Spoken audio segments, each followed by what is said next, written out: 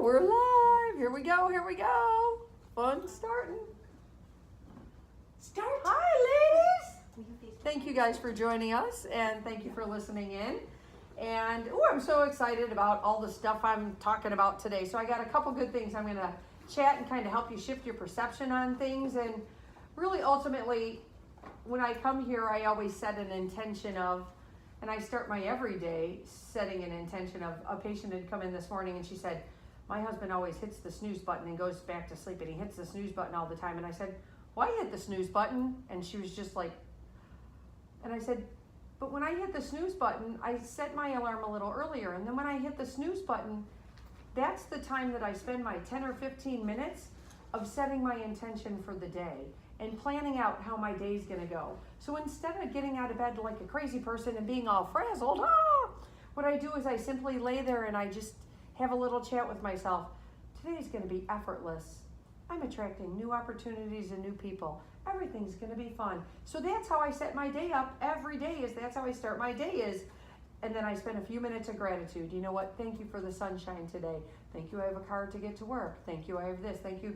So I just set my intention for the day, okay? So even with this workshop, I'm setting the intention of helping you maybe shift your perception, get some great information that helps you get to the next level or attract what you want to do, okay? So let me get started on my content. So what I'll do is go through my content. We get like the first 30 minutes on this video. So I'm gonna go through the content and throw out different perceptions and different ideas at you. This is just things for you to think about and mull over in your head. And then once our time's over, the half hour's up, then we can sit and talk amongst ourselves so that we're not giving out personal information. We kind of really chew on all this good stuff that I got. So I decided to start structuring things.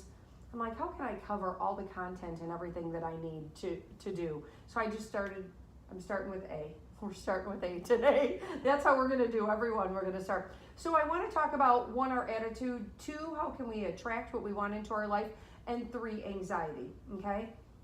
And the reason being is anxiety, no, I'm not a mental health practitioner. However, I've been in practice for 20 years as a chiropractor, and I've been over 30 years in healthcare. I'm going to share some insights and some information and maybe different ways to shift your perception and consider some natural things that you can do, okay? I want you guys to come away with something of a nugget like, oh, cool, I can use this, or I can help this one, or I can do this. That's what we're going to do.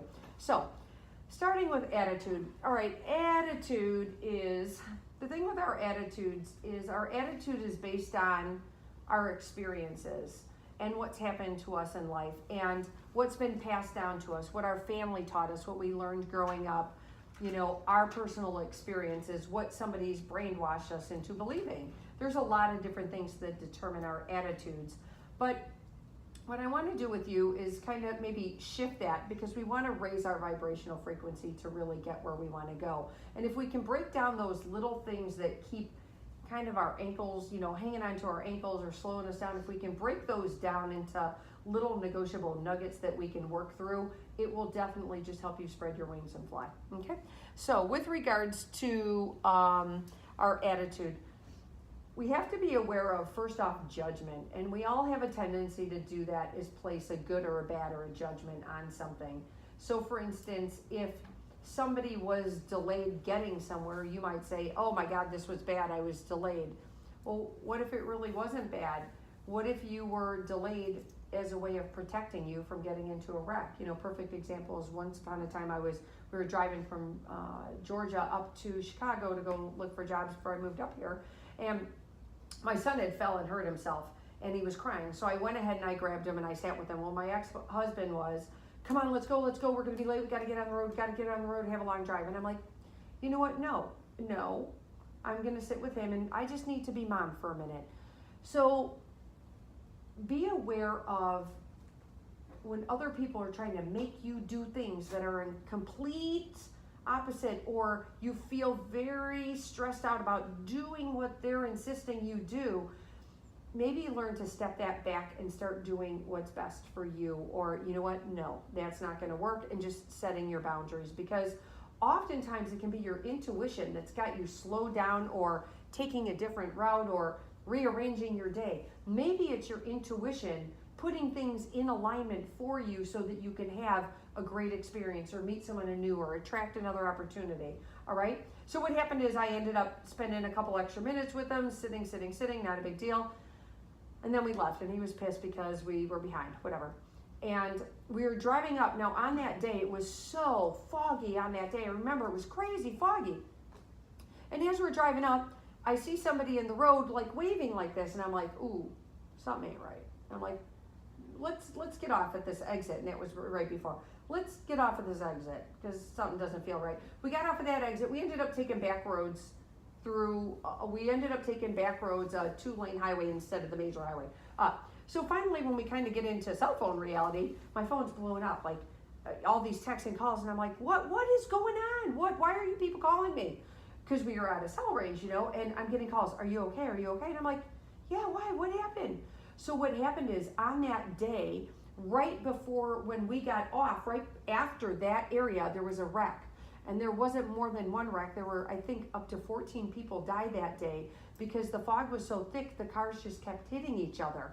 And so it closed down both sides of the highway that day because it was the most deadly wreck in the history of Georgia on the highway, on Highway 75.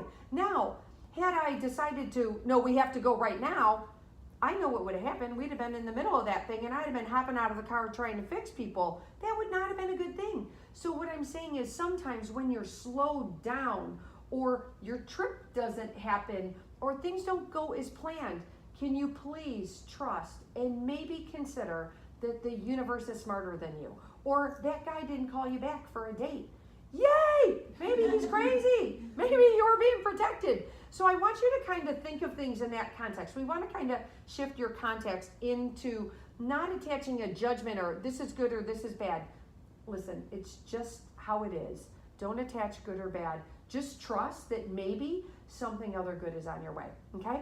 So don't get stuck in that, especially sometimes we have when we're moms, we're always running. I got to go here and I have to do this and I got 15-minute break in between here. I can stop here. I get it. I did that. But again, recognize when you're delayed or something slows down, learn to allow that to roll off your shoulders and not get in that crazy mode that you can't control all these things. Instead, just say, you know what? You're going to be a minute late. It's okay. We're fine. We're fine. Because otherwise, the other thing is you're passing that on to your kids and you're making your kids crazy and stressed out and strung out. Really, what happens if you're a minute late or 5 minutes late? We all try to do our best to do what we need to do and get there on time. Sometimes it doesn't happen. That's it. The world's not going to come to an end, okay? So we're going to learn to breathe and just take our time and just allow things. Way better option. So, our beliefs that we get ingrained in are a result of our experiences and our thoughts and the stories we tell ourselves and the stories we tell ourselves and the stories we tell ourselves. But I'm going to challenge you today to think of perhaps a situation that didn't go as well as you wanted to.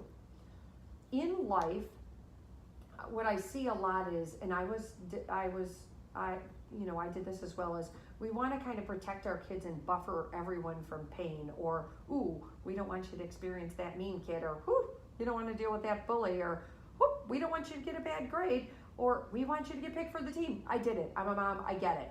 But oftentimes we're trying to juggle all these other things and intervene on all these other things that we really should not do. You have to allow life to happen. And, this notion of, keeping everybody in a bubble that you're not going to experience pain or you want to protect them, I totally get it. My name is Leona. Leona means female lioness. If anybody's about protecting, I am very protective of my kids. So I understand. But also, again, I want to challenge you to think, every time you intervene, are you teaching your kids that you're not really capable of managing this? So I have to do this all the time for you. Because when you do that, you're not allowing your kids to experience things on their own and fall and to think and to learn about these. Because every crappy thing that we have happen in our life, what if it was really just to teach us? I mean, that's really what it's supposed to do. The reason we're here in life is we all signed up for it. First and foremost, we all signed up. We all said, yes, we want to go. We hear that Earth is a great time. Let's go. So we decide to come down here. But sometimes we get here, we're like, whoa, didn't sign up for all this stuff. Okay? So We all signed up for this, but part of life experiences, sometimes you have to experience really unfun things, because when you experience something that you're not digging, that is the contrast or the big wake up of, oh no, I do not want any of that in my life. That's a gift. That's a gift because it's giving you clarity on what you do want in your life. But until you have those, you meet that resistance, or you come up against something like, oh, no, don't like this. This is how you get real clear on honing what you really want to attract in life and what's really going to serve you. So instead of looking at a situation of, oh my God, this was so bad, you're never going to believe what happened, this was horrible, what if it wasn't? What if it was really protecting you? What if it was really opening another door and getting you off your path because all the pieces hadn't moved into position to really get you on your path and open up all the doors, okay? So I just want to kind of challenge you to think of things in life, in your life, in your family's life of, it's okay. How many of us fell off our bike? All of us. How many of us, I was just talking to a patient today, does anybody remember when we were kids? Do you remember those scooters with the 4 wheels in gym class? And we used to push, okay, those are like deadly. We know today we would not let our kids on those little squares with 4 little dinky wheels to wheel them into each other, because that's what you used to do. We also used to play dodgeball. Remember, who didn't take a hit to the face? We all did, and we're okay. We're okay. I'm not saying put your kid at dodgeball, but I'm just saying these things make you stronger and toughen you up. See, the thing in life, the only things that you can control are you can control your thoughts and your reaction to something. So if we as parents are, or we as mom, or whatever, business owners, if we're always overreacting, if we can take a little minuscule thing and be like, oh my God, this is just ridiculous, I cannot do. We're teaching our kids that behavior. And we're teaching them to be indignant and intolerant of everything that doesn't go their way. And now we're creating a society of little narcissists who all think everything should be perfect in their world, and it's not. And that is the rude awakening and the swift kick in the ass that hits the kids. Like, what do you mean the world doesn't revolve around me and not everybody's here to do what I want? No, honey, it's not like that. Because that's the real world. So, again, we have to teach our kids, like, listen, sometimes things are going to happen. I remember my kid failed a belt test, and he was devastated in karate. Devastated he failed the belt test. And I'm thinking, awesome. I know that's mean to say, but it's when, Michael Jordan didn't get picked up for his basketball team.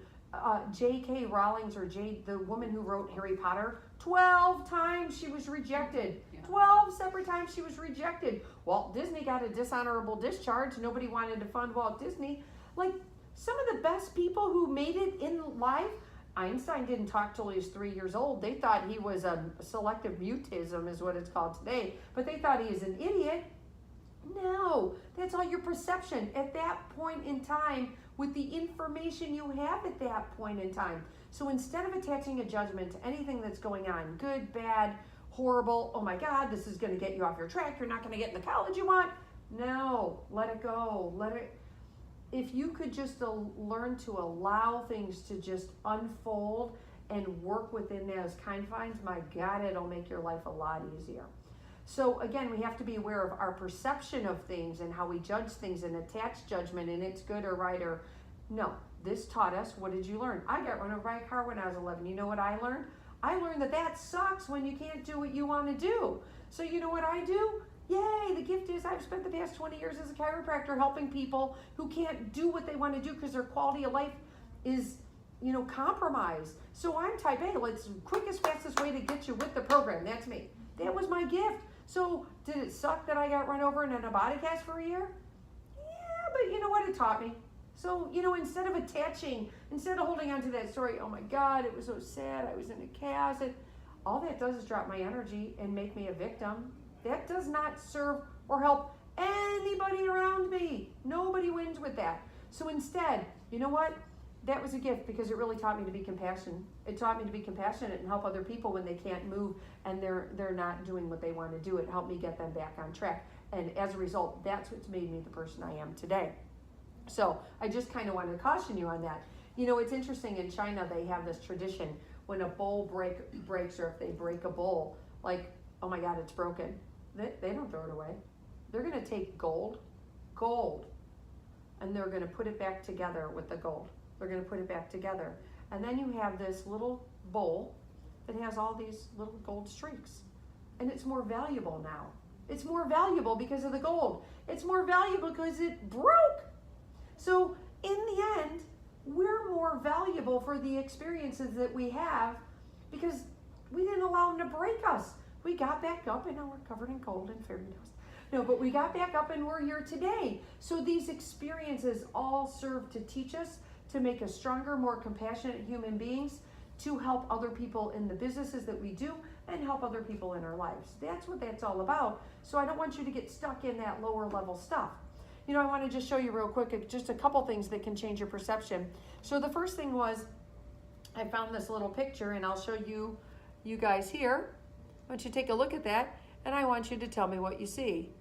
What do you see first? There's an animal in here. What animal do you see? Totally monkey. Everybody see this? Doesn't everyone see a monkey? Yeah, well, it's a monkey and a tiger, or a lion. Do you see the lion's face right here? Oh yeah. Oh, now I see it. Yeah. So it's a monkey and a lion. There's a monkey and a You see? Here's the lion and there's the monkey. But we're all looking at the same thing. We're all looking at the same thing. Clear as day, but you can't see it. But it's based on your perception at that point in time. We go to the quickest thing and then it's like, ooh, there might be something else in that. Ooh, monkey. There might be something else in that. Yeah, there might be. So like we're so quick to, no, I saw that. I saw that. Yes, you did. But did you see the other layers that were not maybe as visible? There's also an ape. Okay, and there's also an ape in here. There probably is an ape in here. Yeah. You The see? bottom branch is the mouth. Can you see? Well, maybe show I us think the I do, picture. yeah. Oh, Yeah. yes. Okay. I see his eyes. Okay, and there's an ape in there too. So my point is we're all looking at the same thing, but we don't all see it the same way. So the next time you see something go down, you need to take a minute and say, ruh, am I really seeing what's going on? Because maybe I'm not. So look at this guy. So tell me what you see with this guy. So everybody see the man here? We all see the man, right? We all see the man. We all see the man. See the man? Yeah. Now it's a word. Ooh. Yeah. Ooh, it's a liar. See, I saw the word before the man. That's harsh. Yeah. So again, do we see the man or do we see the word? And again, I just pulled these out because I wanted to show you like how quickly we were like, oh, wait, I see that. Okay, one last one. What do you see? Sorry. So we see both good and in the middle we see evil. Do you see evil or the white? Yeah. Isn't that it though? That's why I ended this. All right, who's the Pollyannas? Raise your hand. No, I'm just kidding. But see, it says the good is in the black, but the evil's in the white. So again, it is these little minuscule subtleties that can change our entire perspective on everything that's going on in a particular incident or instance. So I want to just caution you, don't attach judgment to it. Allow. We're getting into that now. And your attitude affects everything you do and everybody around you as well, okay? So we have to be very, very aware of our quick action to judgment. Because the other thing is, with regards to that is, we're going to talk about how when you drop your judgment or we drop into judgment, it's a lower energy frequency, okay? If we're thinking of happiness and joy and love and light, energetically that has a higher frequency. All of the emotions have an energetic numerical frequency. There's this brilliant guy named Hawkins, and I actually brought his chart today. And what he did is he statistically quantified all emotions to see where we're resonating at. And what he found is that the number of monks and spiritual entity high resolution beings are directly proportionate to the number of people in the world, and that their energy and positive consistent energy keeps in balance all the other energies of the world. And so our emotions are either feeding that energy and that collective consciousness or not. So again, I want to caution you and make you aware of when you're judging things or when you put a label on things, you're dropping and you're owning that emotion, and it's dropping your energy. Not only does it drop your energy, but it will also change your body chemistry. It changes your body chemistry. So if I'm pissed about something or stressed about something as a reaction to something, because I can only control two things. I control my thoughts and what I think about, and my reaction to what happens. That's all we can control, okay?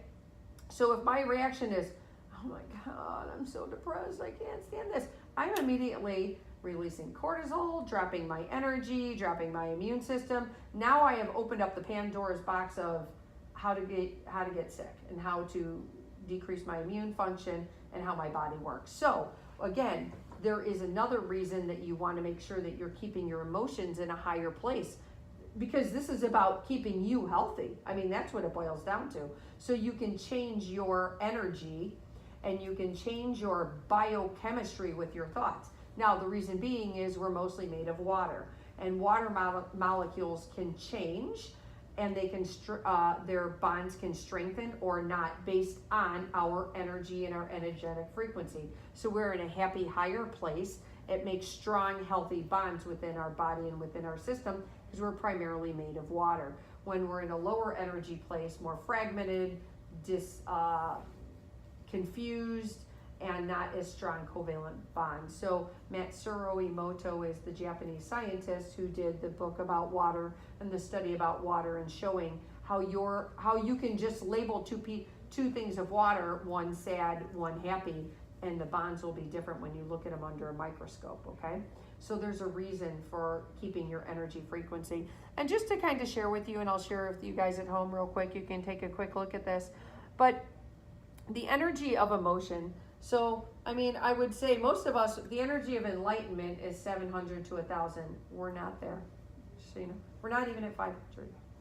So most of society is hanging out around in this green area down here. And I'll pass this around for you to kind of see where you're at. But it just talks about different emotions. So if you decide to scorn your kid or be pissed, like you should have this and you should have that, then you're dropping down to 175. You could have been at 300, but now you're going to drop them down to 175, and you're going to feel it in through the whole house. Hard to get everybody happy and on board when the energy is lower, okay? So I'm going to pass this around so you guys can take a look at this, and so you can be aware of the different energies and how they affect yours. Now, the energy of love vibrates, the vibrational frequency is at 528 hertz per minute. And the interesting thing is the gong meditation and the gong helps your frequency. You know what else you can do to change your frequencies? Everything has an energetic frequency. Essential oils, the kind of clothes you wear, be it wool, cotton, polyester, your thoughts, yes, foods, yes, music, yes, they all have a vibrational frequency. So I want you to be aware as you're going through your days. I want you to start real quickly starting to learn to trust your intuition. Like, stop thinking. Learn to trust very, very quickly, because that moves us into our next thing I want to talk about, attraction. And the way you attract what you want in your life, if you're perpetually pissed off and indignant of how this one did this and this one did that, you're going to stay down here and you will absolutely attract more of that in your life, because you're wallowing in it. You're wallowing in it, and you're the one who's sabotaging, and you're just creating the mud pit for the other people in the same situation to come join you. Really, the greatest good you could do is to rise up above that so that you can turn back around and give them a hand up to help them see through where you were. And listen, we all go through rough spots in life, but as you rise up and you move through that and you regain your power and you get your clarity and you start trusting your intuition, things will start coming to you and aligning a lot quicker, okay? Now, your feelings are your internal guidance system. It's an absolute blessing to learn to trust your feelings, but as women, we're kind of taught not to trust your feelings. We teach our kids, you don't have an imaginary friend, and no, you didn't see anyone there. You should be nice to that person and be quiet. Don't say anything mean. All the social graces. But in doing that, we're also kind of course, you don't want your kid to be a rude little shit. Of course, absolutely. That's not acceptable, okay? But you also have to teach them, especially girls, to start trusting their intuition.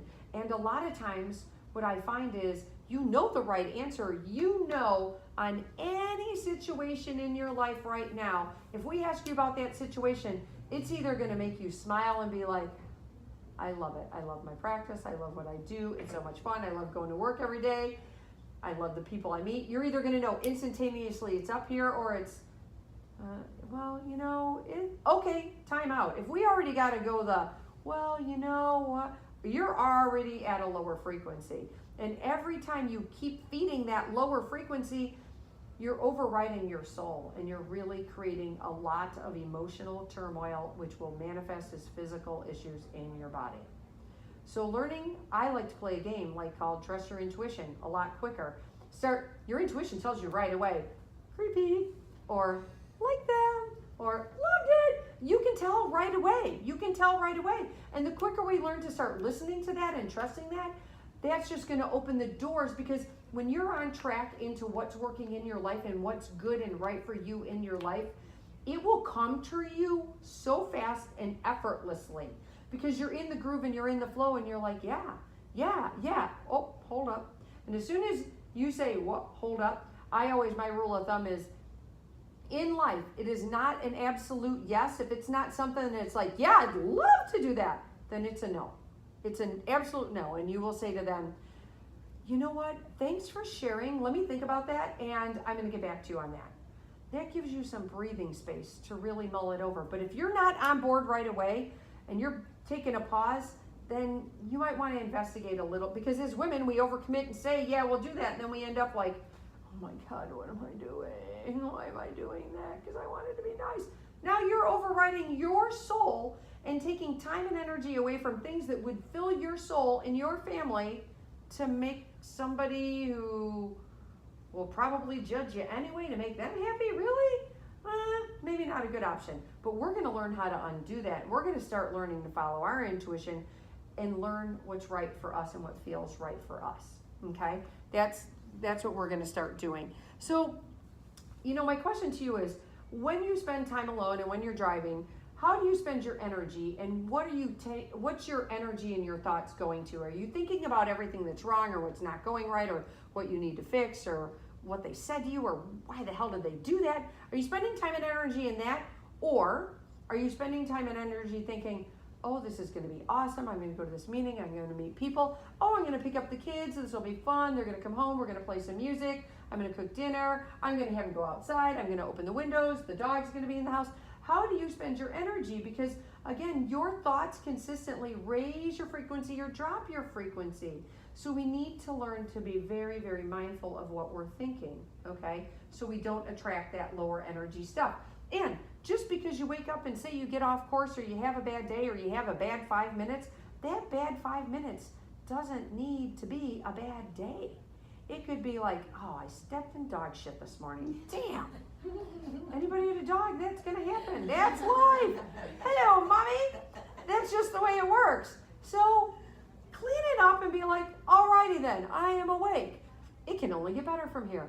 So, you got to learn to shift your perception and do it with a sense of humor, because that makes it a lot easier, so that you can reset your programming and be like, oh, yeah, that just says how my day is going to be today. Now I know what that. You have two choices of how you're going to look at that situation. You can either look at it like it's getting better, or every day is going to be like this for my rest of the day. So again, be aware of what you're doing, because you don't want to waste energy, and you don't want to waste time and energy on that lower energy stuff. Now, how can we raise our energy?